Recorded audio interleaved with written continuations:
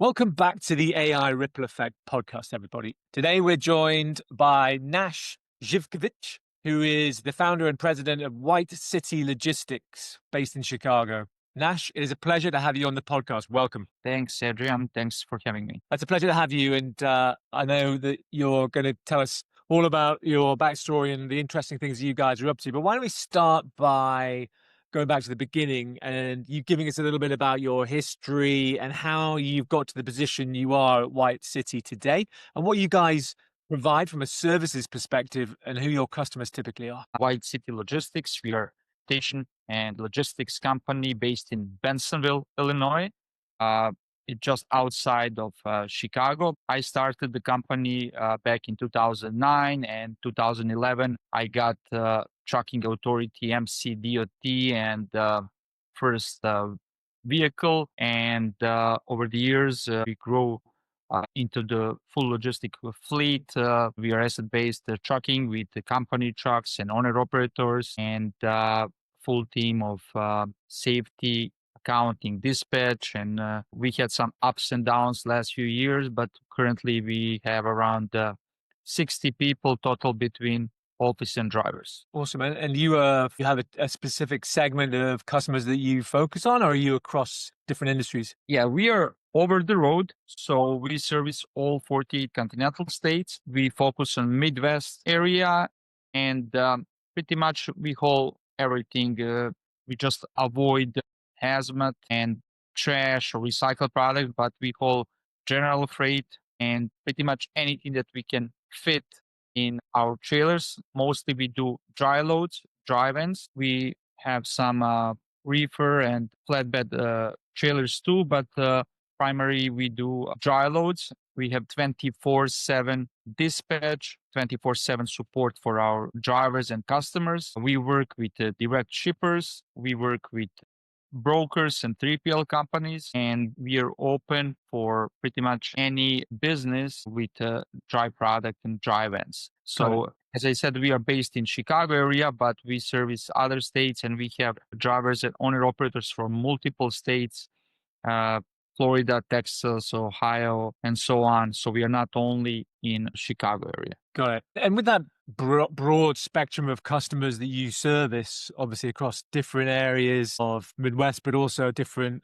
industries, what are you seeing, Nash, as the main trends in the logistics market at the moment? Well, trend in last 2 or 3 years has been surviving in trucking, to be honest. So let me be completely honest with you. Maybe other people will give you some, better sounding stories, but currently trucking is in survival mode. I think I got a message this morning, company, I believe from Alabama. You can Google it now. And I got message 2-3 hours ago, 480 trucks went out of business. They bankrupt and they mostly did flatbeds and tankers. 80 trucks. This is one of hundreds of companies that went out of business. We are trying to survive and provide good quality service. And we are hoping that the market will change. And we hope that we will learn something from this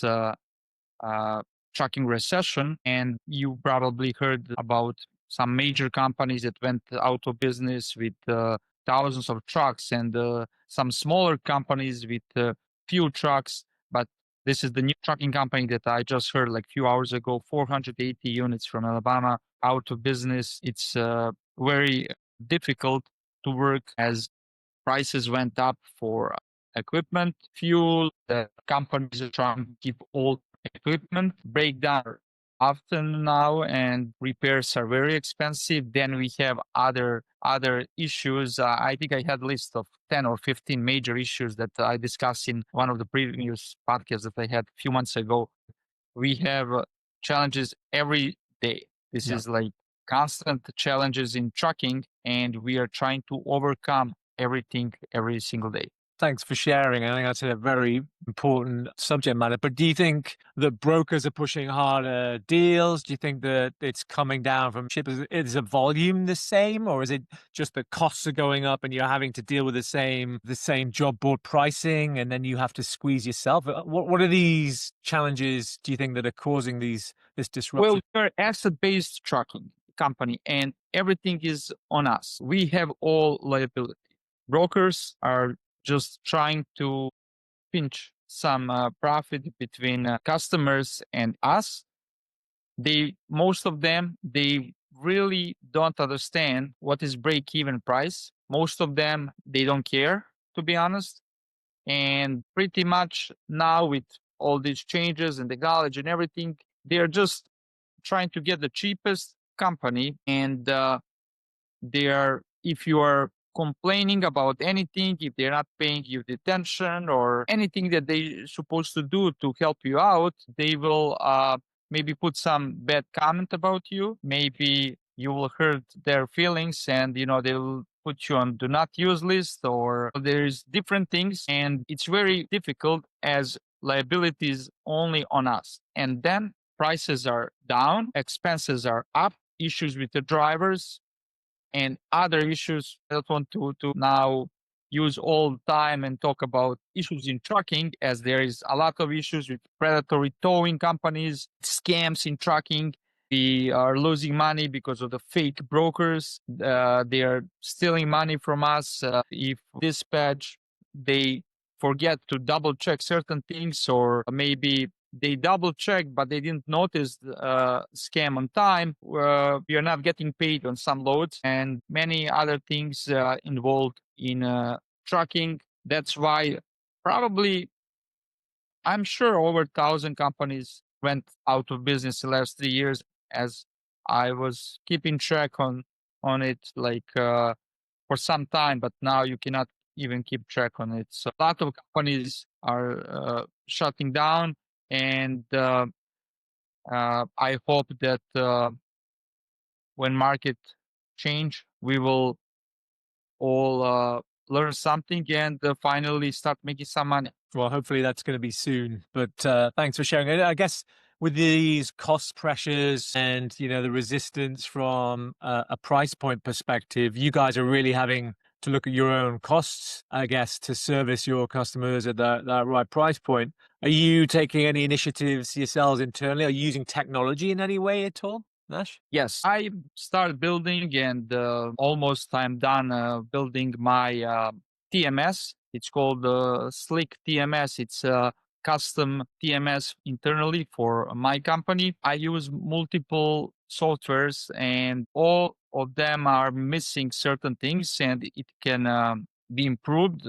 I worked with the developing company, and now I'm in final stage of testing. So probably we will save a lot of time, and we will offer better service as we implement almost 100 of new features. And I really can't wait to transfer from the current TMS that we are using to my custom build. And I think this will save us a lot of time and money. Awesome. Sounds really exciting. And how long has that been going on, your tech build? For a long time, to be honest. I am not an IT guy. I am in trucking and logistics since 2006. So almost 20 years. I worked as a dispatcher, account executive, broker, company owner, and everything. I try to implement my knowledge and experience. And the most difficult part was to explain developers my ideas, or to explain features that they need to build, especially if they never worked in trucking. Trucking is very specific niche Yeah. of business. So I spent a lot of time, and I didn't, this was not my primary task. So I was doing this, when I get the extra time, but we are now like in final stage. And lately I visit few of trucking shows in the US, and I was exploring the options, and technology is developing fast. So AI in trucking is not the future, it's the present and the new reality. So I'm like really trying to keep up with everything. And now I am thinking about, we still didn't use any AI solutions, but I'm thinking in using and integrating with my TMS and building some maybe from the scratch. I'm really open for new ideas, and I always try to communicate with other companies and book few meetings and podcasts like this, or interviews, or like Zoom calls with other business owners or salespeople. Most of them reach out to me via LinkedIn, and then I delete spam and then try to sort out and communicate and listen what they're offering, as you never know if something will really help your business. So I'm really open, and I always try to put a few extra slots in my schedule. Sounds good. I mean, it sounds like you guys are pretty forward thinking, and I think you're putting yourself down. That's pretty impressive that you built your own TMS, and now you're looking at AI as something to complement that. I think you're right at the front of some of these carriers who are adopting technology. So well done. So it sounds. I mean, I was going to ask you whether your take on AI, but it sounds as though you're embracing it fully. You think it's going to be a positive force in the logistics space. Is there anything negative you see about AI in logistics at all, Nash? Probably most of the drivers will not adapt, and they will just hang up, and then brokers will be mad, or like they will be pissed off. Will probably need few years to develop, and then in a few years it will help us. But how I see this at the end, trucking is people business, and technology is here to help dispatch, to help drivers, to help customers, and to help us make better decisions and give drivers and customers smoother experience. But it cannot replace human side of what we do. So I understand that some people are probably scared, like we'll lose our jobs or something like that. But AI cannot completely uh, replace human. It Yeah. can help, and the same as, it's funny when some people like communicate with the GPT, and they trust everything. You cannot trust 100% information you get, so you need to double check, or sometimes you will get wrong information, or sometimes you will give certain task, and you will get like feedback, oh, it will be done in a few hours, and after a few hours nothing is done. It takes time to train AI. Never heard about some of those like websites like Make or Vapi or something. That was, everything was like very strange, or like very like new to me. And now I know there is probably hundreds of AI developing tools and the website.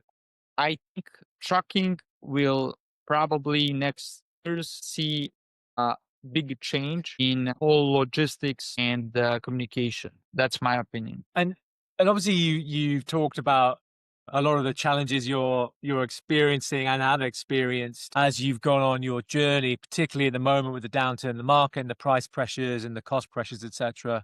But if you were able to, hypothetically speaking, go back in time, Nash, would there be anything that you would want to change? Probably, yeah. We like to say like better to learn from someone else's mistakes, but most of the time we learn only from our mistakes. Sometimes we see other people fail, and we don't uh, really appreciate this as they failed, and we could learn from this mistake. But no, we are going fast, and we are trying to catch up with everything. And then when we fail, we learn from those mistakes. So I will probably change few things, and I will probably uh, use more technology in Okay. past. Maybe, I know I'm not late with AI, but maybe I could start using, not really long time ago, but I could start using like a year ago or more than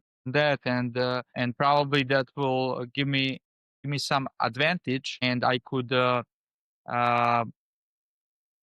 I could probably learn faster and develop faster, and probably grow my company using tools first, or in advantage and your competition cannot approach you or they are not able to compete with you. Okay. And what are you guys planning for your next steps from a growth perspective over the next 12, 24 months, say? Are you expanding your offerings, your fleet? Are there new geographies you're looking at? Trucking is very unpredictable. As I mentioned, last 3 years are horrible. I have been in trucking since 2006 and I never experienced something like this. So first, now we downsized 3 years ago and now, as most of the companies, as I mentioned, some companies are shutting down. So we are trying to stay in business and build the core of the team and use technology. When market change, we will then use what we learn to add probably a few more units. We are not trying to grow overnight. As I mentioned, we are in business a long time and we never grew 100% or something like that. We had like 2011, like 1, 2 units, and then we grew to like 20, 30, 50, then mm, again 30, 25. We are not really trying to add units as we are really focusing on professional service and we really know each driver by their name, where they live, and we have all this information. They're not just numbers for us. If we want to provide good service, we need to stay in those numbers of trucks. When you go over few hundred of units, you cannot really provide good service, quality service. So our focus is trust, professionalism, and teamwork. And we hope when this market change that we will just maybe add a few more customers and add a few more owner operators and go from there. Awesome.